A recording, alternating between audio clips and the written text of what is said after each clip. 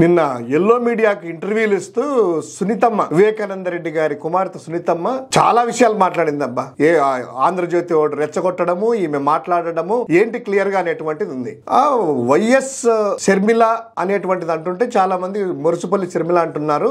YS అనేటువంటిది షర్మిలకు ఆడపిల్లకు ఉండకూడదా, పాదయాత్ర చేసినప్పుడు గుర్తు లేదా అని ఏదేదో మాట్లాడుతున్నారు కదా. అమ్మ సునీతమ్మ ఒకటే చెప్తున్నాము, వైఎస్ అనేటువంటిది ఒక కుటుంబానికి ఇంటి పేరు మాత్రమే కాదమ్మా.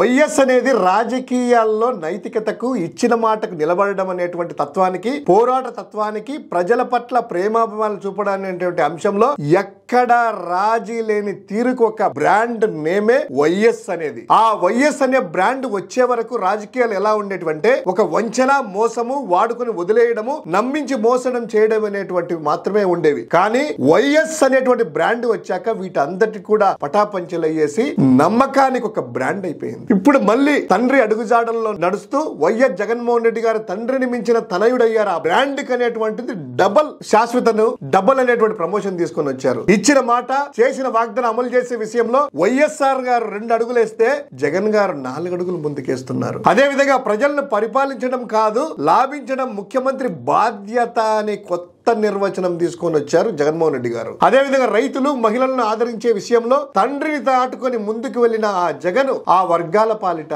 దేవుడయ్యాడు తల్లి. అంతేగాని ఏదో వైఎస్ అనేటువంటి పేరు పెట్టుకున్నంత మాత్రాన ప్రతి ఒక్కరు కాదు, అలా ఎత్తుకుంటే ప్రతి ఒక్కరు వైఎస్ అనేటువంటి పేరు పెట్టుకుంటారు. వైఎస్ అనేటువంటిది ఒక బ్రాండ్. అలాంటి ఇంటి పేరును కొంతమంది స్వలాభం కోసము, రాజకీయ లబ్ధి కోసం వాడుకోవడం నిజంగా దురదృష్టకరం. వైఎస్ అనే ఇంటి పేరు దివంగత వైఎస్ రాజశేఖర రెడ్డి, ఆయన సోదరులు మాత్రమే పెట్టుకుంటారు తప్ప ఆ బ్రాండ్ ని ఎవరు పడితే వాళ్ళు పెట్టుకోరు తల్లి. ఆ బ్రాండ్, ఆ లోగో వాడాలంటే ఒక అర్హత ఉండాలి, గుండెల్లో దమ్ము ఉండాలి, మాట మీద నిలబడే నియంత్రణ ఉండాలి, మాట మీద నియంత్రణ ఉండాలి, ఇచ్చిన మాటకు కట్టుబడి ఉండాలి. పేరు బాగుంది కదా అని ఎవరు పడితే వాళ్ళు వాడుకుంటే అది పబ్లిక్ ప్రాపర్టీగా తల్లి. వైఎస్ అనే బ్రాండ్ వాడుకొని లబ్ధి పొందాలనే వాళ్ళకి ప్రజలే బుద్ధి చెప్తారు. అంతేగాని మురుసుపల్లి షర్మిలమ్మ శాస్త్రి వచ్చి వైఎస్ వాడుకుంటాము, నర్రెడ్డి సునీత వచ్చేసి వైఎస్ పేరు వాడుకుంటాము అంటే ఇక్కడ ఎవ్వరు కూడా ప్రజలు ఆక్షేపించేటువంటి స్థితిలో ఉన్నారని అనుకుంటున్నారు. ప్రజలు ప్రతి ఒక్కరు కూడా అడ్డుకుంటారు. అంతేగాని ఇష్టం వచ్చినట్టు ఏబిఎన్ రాధాకృష్ణ చెప్పినాడో, బీటెక్ రవి చెప్తానో, ఆదినారెడ్డి చెప్తేనో, సీఎం రమేష్ చెప్పినాడనో